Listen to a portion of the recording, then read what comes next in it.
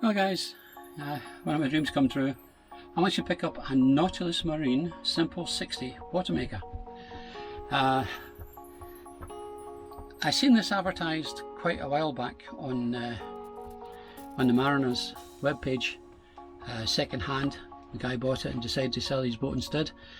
So I was quite lucky enough to buy it from him. Now, it comes with the two small membranes, the 21 inch I think the membranes that's on this one instead of the 140.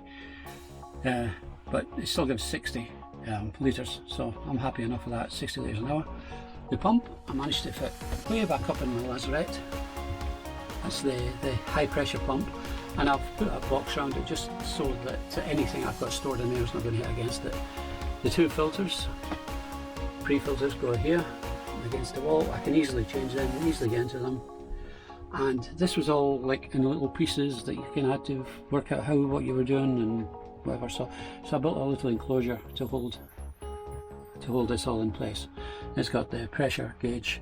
It's supposed to work at 60 bar on this, and you just turn the turn handle until it comes up to it. And the flow meter is on the outside.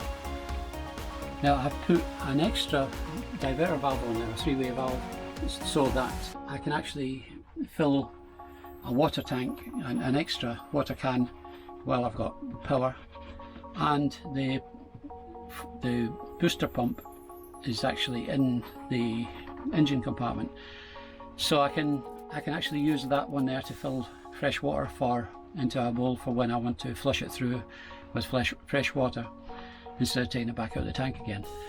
That's the theory behind it anyway. Not quite got it 100% finished, it's about 99%, but I've got a little bit more to do. The other part of the water maker, this is the low pressure pump. This is the one that's below the depth of the water, and that feeds it up from here. This is the hardest part now, because I've actually got to drill through the bottom of the boat. Now look, I'm out of the water luckily enough, but it's the part that everyone hates, is drilling through the bottom of your boat. And then that feeds into this, which is a strainer, and it takes all the big parts out, catches all the big parts first, goes from there into the water pump, from the water pump through the filters and then the high pressure pump. Now I also have a T-piece, or a two-way valve here to this pipe, which means that I can actually use this pipe here. This isn't passing to anything.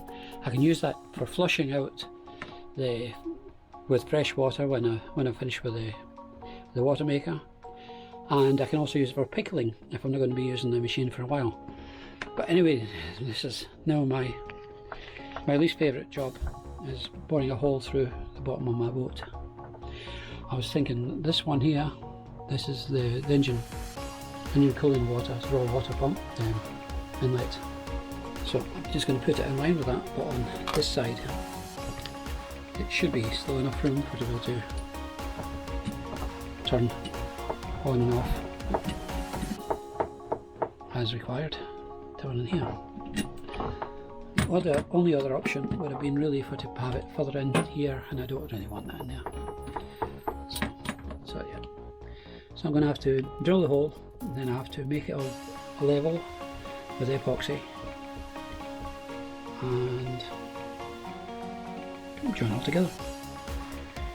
So that's my job now. I drilled a hole in my boat.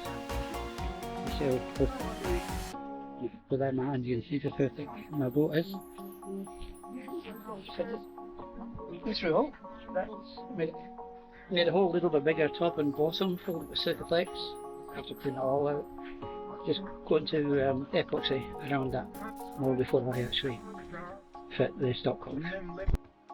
As you can see guys, I managed to get the stopcock on, no problem at all. It's all filled up, leveled all first, and then after I put the through hull in, I thickened up epoxy and went all around the through hull. So that's all pretty solid. This is now full of water. The pipes is full of water. Unfortunately, I've now discovered that magnet pump doesn't switch on when I hit the button. The only thing I can think of, it does say do not run pump dry. I don't know the full story behind this pump. I don't know if he's had it actually tried to have it fitted, and the guy before me, whether he's had to actually try to fit it, whether he's tried to pump salt water through it and never bothered rinsing it or anything. I honestly don't know, and I won't know until I take it out. But that's going to be a job for later. I don't really need my water pump at the moment, but I'm going to take it out and strip it down and just see why it's not pumping. I'll probably make a wee video of that and show you. But anyway, that's the water system's all set up, and yeah, it's just a case of getting it ready. Anyway, as usual guys, don't forget, like, subscribe, hit the bell button, you'll know when I'm getting new videos out, and don't forget to leave a comment. Tell me what you're thinking. Tell me what you would have done different. And that's all for now guys. So anyway, bye for now.